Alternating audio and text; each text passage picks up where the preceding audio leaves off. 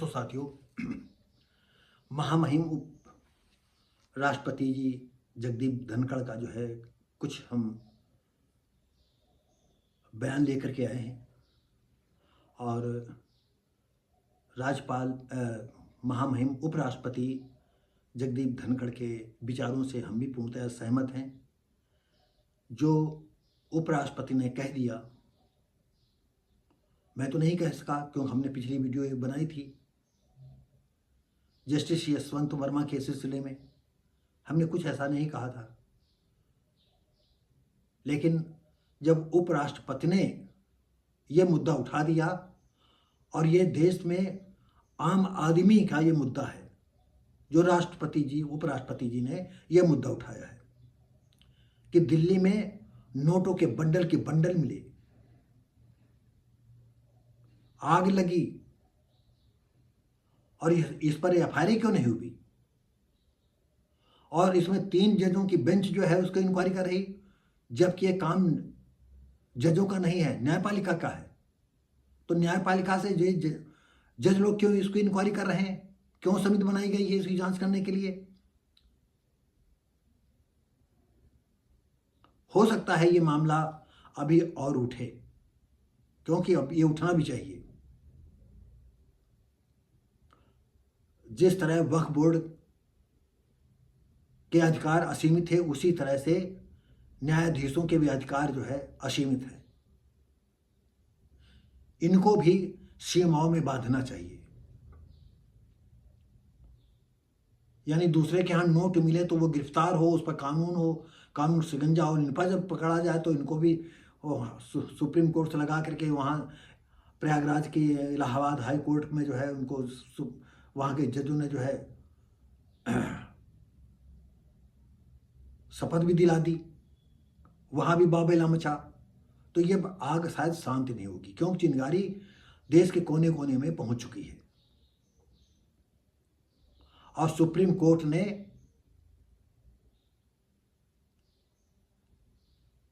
महामहिम को भी दिया, राष्ट्रपति को।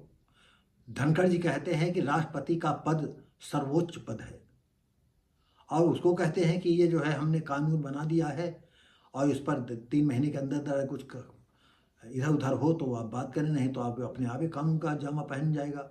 भाई वाह, कानून बनता है संसद में, आप जो है कोर्ट में बना रहे हैं। ये कैसा इस समय न्यायपालिका कर रही है। तो दोस्तों साथियों, आइए हम अब चलते हैं। उपराष्ट्रपति ने जस्टिस यशवंत वर्मा के घर में जले नोटों का जिक्र करते हुए कहा, बंडल मिले लेकिन इस पर कोई कार्रवाई नहीं हुई। एफआईआर क्यों नहीं हुई?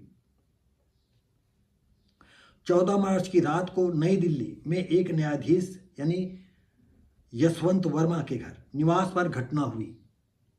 आप लोग भी सुना होगा कि अचानक आग लग गई, तो जब फायर ब्रिगेड वाली गाड़ियां जाती हैं तो वहां नोटों के बंडल मिले। और इतने नोट के बंडल, फिर वो बात फैली भी नहीं कि कितने नोट थे जो जिंदा बचे थे नोट। ये कहां से आए इतने नोट? ये क्या मैटर है इतना? ये साफ होना चाहिए। आप लोग बताएं ये बात सही है कि नहीं? ये मामला साफ होना चाहिए, नहीं साफ होना चाहिए? साफ होना चाहिए।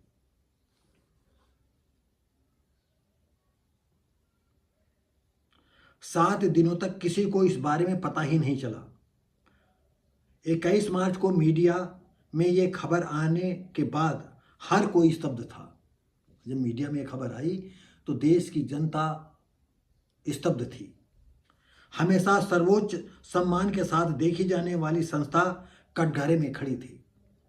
इस मामले में एफआईआर क्यों नहीं दर्ज हुई? ये उपराष्ट्रपति जी कह रहे हैं, एफआईआर क्यों नहीं दर्ज हुई?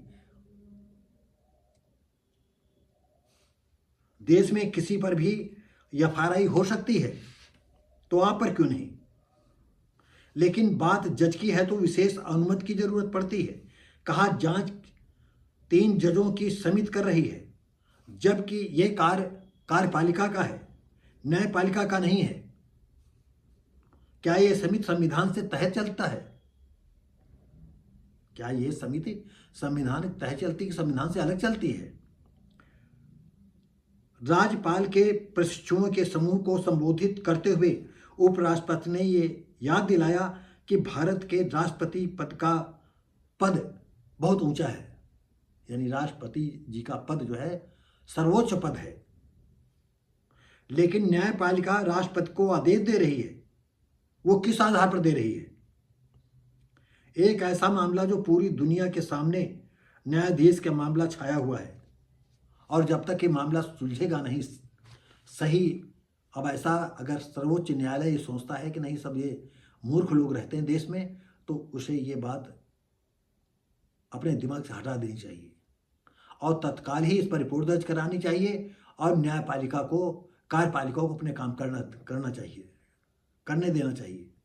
तो दोस्तों साथियों, क्या आप उपराष्ट्रपति जगदीप धनखड़ के विचारों से सहमत हों तो आप कमेंट करके हमें बताएं। हम मिलेंगे आपको अगली वीडियो में, तब तक के लिए नमस्कार, जय हिंद।